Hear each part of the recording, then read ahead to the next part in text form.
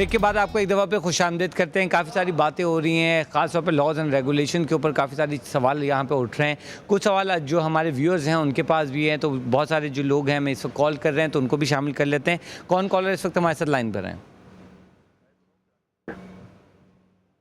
Hello जी, अस्सलाम वालेकुम। कौन कॉलर इस वक्त हमारे साथ लाइन पर है? कराची से जी, क्या कहना चाहेंगे? मैं ये कहूँगा कि ये जो कौसर अब्बास साहब जो छोटे इन्वेस्टर्स के अपना बड़े चैंपियन बनते हैं उनकी कि जी मैं उनके बड़ा देखभाल करता हूँ, ये कुछ भी नहीं करते, ये मिले हुए इनके साथ। स्टॉक एक्सचेंज के इन हाउस बदले होते हैं, इन हाउस बदले में आपकी डिलीवरी पड़ी हुई होती है। अगर आप थोड़ा सा बहुत आपका मार्जिन लॉस अपना नीचे चला जाता है तो ये आपकी डिलीवरी बेच के उस पर भी बदला चार्ज करते हैं, उस पर भी इंटरेस्ट चार्ज करते हैं, उस पर भी कमीशन चार्ज करते हैं। ये टोटल फ्रॉड है। आप ये देखें कुछ शेयर्स के अलावा बाकी शेयर चलते ही नहीं है। पूरी की पूरी आप कह रहे हैं कौसर साहब भी इनके साथ मिले में? आप कह रहे हैं कौसर साहब भी इनके साथ मिले में? बिल्कुल मिले में। इन्होंने ठीक है, आप लाइन पे रहें जनाब कौसर साहब, आप भी मिले में इनके साथ? बिल्कुल बिल्कुल बिल्कुल बिल्कुल। एक सेकंड रुकिएगा, मैं आपका जवाब ले लूँ, मैं आपका जवाब ले लूँगा। आप डायरेक्ट बात कर रहे हैं उनसे इस वक्त कौसर साहब से, आपने उनके ऊपर इल्ज़ाम लगाया, तो मैं चाहूँगा कि वो जवाब भी दे दें और आपको, और उसके बाद अगर कोई और इल्ज़ाम आप लगाना चाहते हैं तो वो उसके लिए भी तैयार है। मैं नहीं लगा रहा, मैं इतना कह सकता हूँ कि मैं वो मजलूम हूँ जो ब्रोकर कम्युनिटी मुझे दुश्मन समझती है, और इन साहब ने इतना आसानी से मुझ पे ये इल्ज़ाम लगा दिया। मेरा ख्याल है कि मुझे जवाब देने की ज़रूरत नहीं है, आप किसी ब्रोकर से पूछेंगे तो वो ही काफ़ी है। उनका जो रवैया है वो पिछले जी कौसर साहब, आपने क्या किया उनके लिए? इतनी कंप्लेंट डीलिस्ट हो गई, क्या किया आपने? वो नहीं, कंप्लेंट डीलिस्ट हो गई, मेरे पास कोई अथॉरिटी नहीं है। मैं सिर्फ जो इन्वेस्टर्स की आवाज़ है वो आपके ज़रिए उठा सकता हूं, जो ब्रोकर्स हैं, जो बोर्ड के अंदर मेंबर हैं, उन तक पहुंचा सकता हूं। इसके अलावा ना मेरे पास कोई अथॉरिटी है, ना कोई पोर्टफोलियो है। मैं उनकी तरह एक इन्वेस्टर हूं। ठीक है, वो कह रहे हैं मैं आपकी तरह इन्वेस्टर हूं, मेरे पास अथॉरिटी नहीं है, मैं क्या करूं? भाई बात यह है कि लोग बात कोऑपरेटिव स्कैंडल में फंसते हैं, उन लोगों को बैंक गवर्नमेंट पैसे दे देती है। स्टॉक वालों को कौन रिफंड देता है, कौन उनको कंपनसेट करता है? वो तो गए पैसे, आपकी मिट्टी हो गए, खत्म। नए पैसे लाओ और नया काम शुरू करो, वाला काम है यहाँ पे। तो मैं एग्री कर रहा हूँ आपकी इस बात से, लेकिन बात यह है कि एक चीज़ मैं आपसे ज़रूर शिकायत करूँगा, ये मैं तमाम इन्वेस्टर्स के, आपसे मुराद मेरी आप पर्सनली नहीं है, कि आप मेरे साथ खड़े हों। इनके जितने भी इनके क्राइम हैं मेरे फिंगर टिप्स पे हैं। आप मेरे साथ आएँ, मैं कोर्ट के अंदर जहां आप कहेंगे मैं वो लेके चलूंगा। मैं ये कर सकता हूं, बाकी मैं कवानीन चेंज नहीं कर सकता। मैं उनके ऊपर आवाज उठा। दोबारा से सवाल करिएगा जरा। मैं कह रहा हूं यहाँ पे मैं आपको 3 4 5 ऐसे मेंबर बताता हूं जो इन हाउस बदला कर देते हैं और आपको फंसा देते हैं, और उसके बाद आप निकल नहीं सकते, आपके शेयर मट्टी कर देते हैं। वो डिलीवरी आपकी ये बेचते चले जाते हैं और अपने पैसे काटते चले जाते हैं।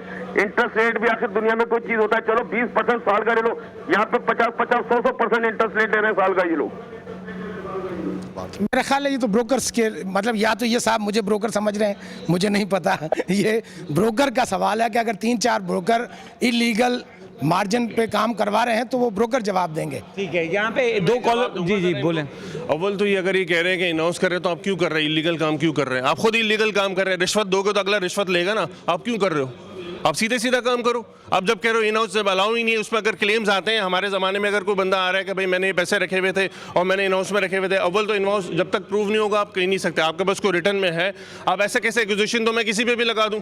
आप क्यों करते हैं फिर इन हाउस? भाई आप इलीगल काम ही कर रहे हो, आप खुद प्रमोट कर रहे हो, फिर बोलते हो कि इन हाउस बदला हो रहा है। ठीक है अनवर साहब, आप खुद करते हैं और फिर भुगतते हैं आप, तो फिर आप रोते हैं? नहीं, रो नहीं रहा मैं। पहले तो उन साहब का जिन्होंने है ना कौसर कायम खानी साहब के ऊपर जो है इल्ज़ाम लगाया, ये बिल्कुल गलत परसेप्शन है।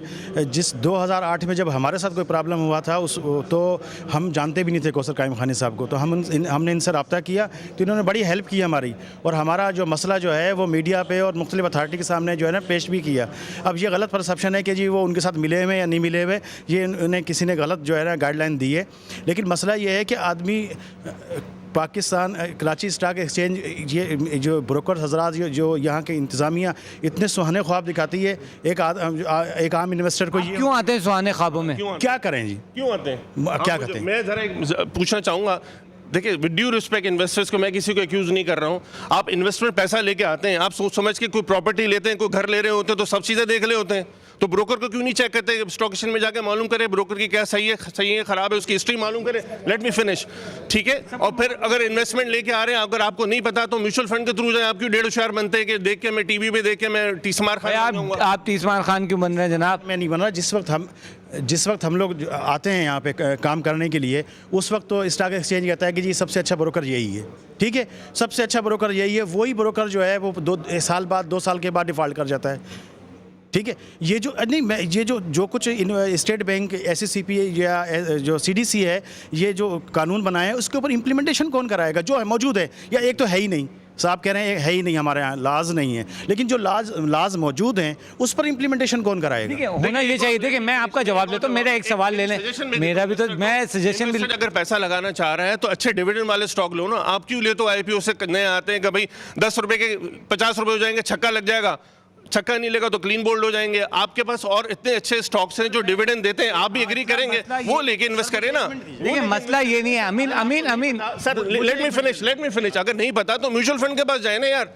आप फिर कहते हैं अगर नुकसान हो गया तो ब्रोकर रिस्पॉन्सिबल है, नफा हो गया तो भाई मैं शेयर हूं यार। सर मुझे फिर ये सारी हमें इस काम में लॉस नहीं हुआ जी, हमारे पैसे लेके भागे। हमने जो स्टॉक्स लिया, हाँ, ये जो हमें लॉस नहीं हुआ है। हमने अच्छे स्टॉक्स लिए, हम बिल्कुल सही लिए, हम उस पर जो है ना बिल्कुल कॉन्फिडेंस। आज भी हमारे अगर वो हमें वापस करते हैं तो वो हमारे जो है ना बढ़े हुए हैं। लेकिन क्या वो लेके जो भाग गया उसको कौन पकड़ेगा जी? इसका जवाब देंगे। मेंबर है, अगर एक्सपेल मेंबर है जो मेरे जिम्मेदारी कर ली ना, एक्सपेल किया, खत्म हो गई। दो चीजें, दो एस्पेक्ट हैं। एक तो एक्सपेल जो पैसे लेके चले गए, एक इन्वेस्टर जो आता है ट्रेडिंग करने के लिए, भाई मैं छक्के लगा लूं, वो गलत है, वो नुकसान करता है, लूज करता है ब्रोकर को। ये बात सही है, इनकी बात सही है, मैं इनसे एग्री करता हूं। कौन किरदार अदा करेगा? देखिए अगर कंप्लेन आप कहते हैं SCCP करें, नहीं करें, बोर्ड में जाए। किस को कंप्लेन किया आपने? सर मैं बताऊं, कंप्लेन की SCCP को, उन्होंने कहा कि इंक्वायरी करें। मैं अब यही तो बता रहा हूं कि ये एक मजाक हो रहा है, मुझे समझ से बाहर है। SCCP ने इंक्वायरी की, उसके बाद उन्होंने जो है ना सबमिट की अपनी इंक्वायरी, और उसमें कहा कि इन 5 के आदमियों के ब्रोकर्स के खिलाफ FIR लॉन्च हुई। वो दंदनाते फिर रहे हैं जी यहाँ पे, कोई पकड़ने वाला नहीं। अच्छा दूसरी बात है, हमें कोई इन्फॉर्म ही नहीं कर रहा, जिसकी कंप्लेन है उसको इन्फॉर्म ही नहीं कर रहा। आपने यहाँ स्टॉक एक्सचेंज में किससे बात की? मैं GM ऑपरेशन से मैंने 3 दफ़ा मीटिंग्स की, 6 घंटे वेट करके। यहाँ आते हैं सुबह का नाश्ता लेके, जो नहीं हमें इवनिंग का खाना भी यहाँ खाना पड़ता है। अच्छा ये अगर आप मुझे थोड़ा अच्छा वो क्या जवाब क्या दिया आज तक उन्होंने आपको? कोई जवाब दिया? तो जी वो गोल जवाब देते हैं कि हाँ जी अभी हो रहा है, वो हो रहा है, फलां हो रहा है। बात ये है कि इसके ऊपर इम्प्लीमेंटेशन जो एक तो है कि लॉ नहीं है, जो लॉज मौजूद हैं उस पर इम्प्लीमेंटेशन कौन करवाएगा? स्टेट मैं पलविशा से लूंगा, आपको बड़ा मौका दिया, मैं पलविशा से जरा पूछ लूं। पलविशा भी बहुत कुछ कहना चाह रही है। पलविशा जी, मैं यही कहना चाह रही हूँ। ये कहते हैं कि क्यों ट्रस्ट करते हैं, तो फिर हम कहाँ जाएं? जो यहाँ आ रहे हैं उनको तो गाइडेंस बहुत से लोगों से मिल जाती है, लेकिन मेरे जैसे इन्वेस्टर जो घर पे बैठ के टीवी देख के इनके ऊपर ट्रस्ट करके इन्वेस्टमेंट करते हैं, तो हम जैसे लोग कहाँ जाएं? मेरा इनसे सवाल है। आपका ट्रस्ट डेफिसिट जो है बढ़ता जा रहा है भाई इनके पास। पहले तो उसकी इंक्वायरी करें अगर बंदा सही है कि नहीं है, ठीक है। अगर आपने इन्वेस्टमेंट की, अपने शेयर्स अपने इन्वेस्टर में रखें। करें ना, यही मेरा सवाल है कि हम इंक्वायरी कहाँ से करें? इंक्वायरी कहाँ से करें? वो ये स्टॉक एक्सचेंज के पास जाए ना, स्टॉक एक्सचेंज को लिखे कि भाई अगर आप स्टॉक एक्सचेंज के पास ये देखें बात सुने, स्टॉक एक्सचेंज के पास ये गए, इनको क्या मिला? आप स्टॉक एक्सचेंज के पास गए, क्या मिला? सर मेरी बात सुने। यहाँ एक चीज़ है ना कि यहाँ बड़े बड़े पेनाफ्लेक्स के ऊपर लिखा होता है फलां कंपनी, नाम नहीं ले रहा मैं, और उस पर लिखा होता है गारंटेड जो ना कराची स्टॉक एक्सचेंज। मेरी आप बात सुने, हमारे यहाँ लिटरेसी रेट पाकिस्तान में पता है क्या है? 22%। सारा काम अंग्रेजी में हो रहा है, गारंटेड लिखा हुआ है। ये किसी को मना नहीं कर रहे कि जी ये गारंटी ना, मोनोग्राम हटाएं। हम मतलब ये कि एक गलत ये मजाक हो रहा है। सारे मिलके जितना इन्वेस्ट, मैं तो ब्रोकर नहीं। अच्छा एग्री नहीं करते? मैं आप ही के बात को, मैं एक मिनट, मुझे नहीं सर एक मिनट, मुझे जवाब दो। बात यह है कि मैं ब्रोकर को तो जो ब्रोकर पे तो इल्ज़ाम लगा ही नहीं रहा। जितने ब्रोकर इसमें जो है इन्वॉल्व है ना, इस केस में फ्रॉड में जो लेके भागे, उतने ही जो है ना जिम्मेदार कराची स्टॉक एक्सचेंज है, उतने ही जिम्मेदार SCCP है, उतना ही जिम्मेदार CDC है, उतना ही जिम्मेदार स्टेट बैंक है। अच्छा एक चीज मैं बताएं करता हूं, अगर एक्सपेल मेंबर जो अगर पैसे लेके चले गए, हमारे पास इन्वेस्टर प्रोटेक्शन फंड एक बड़ा हुआ है, उसूलन होना ही चाहिए, उसको यूज करना चाहिए। तो वो यूज क्यों नहीं होता? मैं सुन तो लेना मेरी बात। अगर एक मेंबर जो एक्सपेल हुआ है, अगर फंस कर उसने 10 साल काम किया और 6 करोड़ का उसका इन्वेस्टर प्रोटेक्शन में पैसा बढ़ा हुआ है, वो पैसा उठा के इन्वेस्टर को बांटा जाए। जो इन्वेस्टर सफर हुए हैं, देखिए उसमें ये हुआ है कि जो एक्सपेल में पूरे पैसे नहीं मिले, अगर 30% मिले, किसी को 40% मिले, किसी को 60% मिले, पूरे पैसे भी नहीं मिले, प्रोपोर्शनेट मिले, अगर जो है उसको अच्छा, एक सवाल मेरा ये बताइए, लॉ के अंदर चेंजेस होती हैं वो नहीं पता चलती।